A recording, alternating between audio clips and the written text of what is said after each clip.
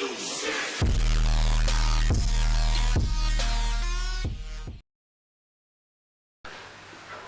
माता की। पुराने जमाने में या ये कहिए आज भी हमारे गांव में पानी झील से, कुएं से, नदी से या झरने से ही पिया जाता है। बाद में फिर पॉल्यूशन बढ़ा और पॉल्यूशन बढ़ने के बाद भारत सरकार ने वाटर ट्रीटमेंट प्लांट लगाए और शहरों और नगरों में पानी का वितरण क्लोरीनेशन करके और पानी की सफाई, फिल्ट्रेशन वगैरह करके करना शुरू कर दिया। फिर तो साहब उसके बाद दुनिया में पानी को खरीद कर पीने की प्रथा शुरू हो गई। निजी कंपनियों ने कुछ प्लांट लगाए और पानी में कुछ खनिजों को उसकी मात्रा बढ़ाकर घटाकर बोतल में पैक करके पानी को बेचना शुरू कर दिया। पानी का मार्केट इतना बढ़ गया कि धीरे धीरे करके लोगों ने तरह तरह के लेवल लगाकर पानी को बेचना शुरू कर दिया, जैसे कि portable water, drinkable water, filtered water वगैरह वगैरह इस तरह के। उसके बाद फिर पर्यावरण का सवाल उठा और धीरे धीरे करके पानी को भी और ज़्यादा दूषित होने लगा। तो लोगों ने घर में फिल्टर लगा दिए, फिल्टर मशीन लगा करके घर में पानी छान कर पीने लगे। और उसके बाद फिर जमाना आया आरओ का।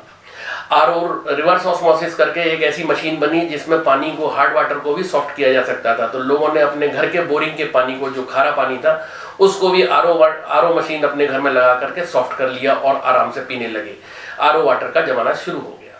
हिंदुस्तान में पानी का मार्केट बढ़ा और बढ़ते बढ़ते इस तरह का हो गया कि तरह तरह से पानी बिकने लगा। यहाँ तक कि 5 सितारा होटल में फ्लेवर्ड वाटर बिकने लगा, एल्कलाइन वाटर बिकने लगा। और हाँ, अभी कुछ 3-4 वर्षों से तो एक नई किस्म पानी की आई है जो मार्केट में जोर आजमाइश कर रही है। समझ गए ना आप? जी हाँ, हाइड्रोजनेटेड वाटर। नमस्कार दोस्तों, मैं डॉक्टर कमल कुमार आज अपने चैनल पर आप सभी का बहुत बहुत स्वागत करता हूँ। कैसे हैं आप सब लोग? आज हम बात करेंगे हाइड्रोजनेटेड वाटर की। हाइड्रोजनेटेड वाटर क्या है, कैसे बनता है, इसके बेनिफिट्स और कुछ शंकाएं वो सारी दूर करेंगे। तो देखते रहिए मेरी ये वीडियो हाइड्रोजनेटेड वाटर। वैसे तो साधारण पानी ही शरीर को हाइड्रेट करने के लिए सबसे अच्छा है। पानी 2 तत्वों के मिलने से बना है, हाइड्रोजन और ऑक्सीजन। हाइड्रोजन के 2 एटम और ऑक्सीजन का 1 एटम, यानी H2O। हाइड्रेटेड वाटर भी सेम इसी तरह का होता है। इसमें भी पानी का जो स्ट्रक्चर है वो H2O ही होता है। बस फर्क इतना है कि हाइड्रेटेड पानी में अलग से कोई हाइड्रोजन गैस मिलाई गई है। ये समझ लीजिए जैसे कार्बोनेटेड वाटर या सोडा वाटर की बोतल आती है, उसमें अलग से कार्बन डाइऑक्साइड डाल दी जाती है। इसी तरह से हाइड्रोजनेटेड वाटर में भी हाइड्रोजन गैस अलग से मिली हुई है। इससे पहले कि मैं आगे बढ़ूँ, इस बारे में बता दूँ कि मैं यहाँ पर कोई हाइड्रोजनेटेड वाटर बनाने की मशीन की किसी कंपनी का एडवर्टाइजमेंट नहीं कर रहा। हम यहाँ सिर्फ बात करेंगे हाइड्रोजनेटेड वाटर की। सबसे पहले अमेरिकन डर्मेटोलॉजिस्ट डॉक्टर निकोलस पेरिकेन ने हाइड्रोजनेटेड वाटर दुनिया के सामने रखा और उसके बाद तो इतना प्रचलन बढ़ गया कि दुनिया में बहुत सारी मशीनें बनाने वाली कंपनी आ गई जो हाइड्रोजनेटेड वाटर मशीन बनाती थी और ये इनको बेचना शुरू कर दिया। हाइड्रोजनेटेड वाटर बनाने के वैसे तो बहुत सारे तरीके हैं, पर इसमें इलेक्ट्रोलाइसिस बहुत प्रमुख है और साधारणतः ये बहुत प्रचलन में है। इलेक्ट्रोलाइसिस ऐसी प्रोसेस है जिसमें पानी में 2 धातु की प्लेट डाल देते हैं और प्लेट में 2 करंट पास कर देते हैं। करंट पास करने से जो पानी है वो अपने अवयव में टूटना शुरू हो जाता है, यानी हाइड्रोजन आयन और हाइड्रोक्साइड आयन, और 2 हाइड्रोजन आयन मिलकर के हाइड्रोजन गैस बन जाती है। यही हाइड्रोजन गैस उस पानी में एडिशनल हाइड्रोजन की तरह से काम करती है। पानी में वैसे हाइड्रोजन गैस घुलती नहीं है, लेकिन फिर भी ये 1.8 मिलीलीटर पर लीटर के हिसाब से पानी में रह सकती है। पर हाँ, अगर जोर लगाया जाए या प्रेशर से हाइड्रोजन डाली जाए तो 2.5 से 2.75 मिलीलीटर पर लीटर के हिसाब से पानी में हाइड्रोजन गैस आ सकती है। यानी मैक्सिमम हाइड्रोजन वाटर में 2.5 से 2.7 ppm तक रह सकती है। सन 1990 में जापान की एक एनर्जिक नामक कंपनी ने हाइड्रोजनेटेड वाटर बनाने की ऐसी मशीन बनाई जो इलेक्ट्रोलाइसिस विधि से वाटर को हाइड्रोजनेट करती थी।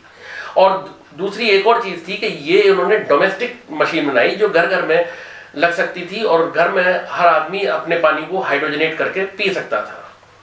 और इस तरह से बनाए जाने वाले पानी का नाम उन्होंने कैंगन रख दिया। कैंगन वाटर नाम से आप लोग सभी परिचित होंगे। ये कैंगन वाटर एनर्जिक कंपनी ने ही बनाया है। अब बात करते हैं हाइड्रोजनेटेड वाटर की न्यूट्रिशन वैल्यू पे। क्या न्यूट्रिशन वैल्यू में भी कुछ फर्क आता है? नहीं। हाइड्रोजनेटेड वाटर की न्यूट्रिशन वैल्यू प्लेन वाटर की न्यूट्रिशन वैल्यू के बराबर है। फॉर एग्जाम्पल, कैलोरी दोनों में 0 है, फैट, प्रोटीन, कार्बोहाइड्रेट ये भी 0 है।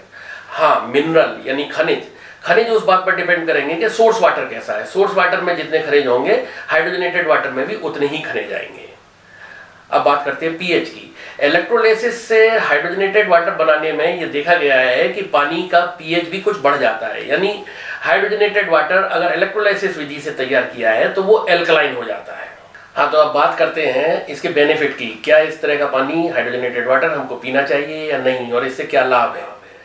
हाइड्रोजनेटेड वाटर बनाने की मशीन बनाने वाली कंपनी ये क्लेम करती हैं कि हाइड्रोजनेटेड वाटर पीने से इन्फ्लेमेशन रिड्यूस होता है और वर्कआउट के बाद रिकवरी बहुत फास्ट होती है और इससे एनर्जी भी बढ़ती है। पर इन सब के पीछे वैज्ञानिक प्रमाण बहुत कमजोर हैं, क्योंकि इस तरह के एविडेंसेस चूहों पर या कुछ कम मनुष्यों पर शोध करके ही जुटाए गए हैं। हालांकि इसके हिमायती तो ये भी दावा करते हैं कि हाइड्रोजनेटेड वाटर एंटीऑक्सीडेंट की तरह से काम करता है, यानी मेटाबॉलिक सिंड्रोम की प्रॉब्लम को भी दूर करता है, इन्फ्लेमेशन दूर करता है और कुछ रोगों के लिए न्यूरो प्रोटेक्शन भी देता है और कैंसर के पेशेंट्स में जो रेडियोथेरेपी से होने वाले दुष्प्रभाव हैं उनको भी कम करता है। पर इन सब के भी पीछे वैज्ञानिक प्रमाण बहुत कम है। हालांकि कुछ परीक्षणों के परिणाम पॉजिटिव भी दिखाई दिए हैं।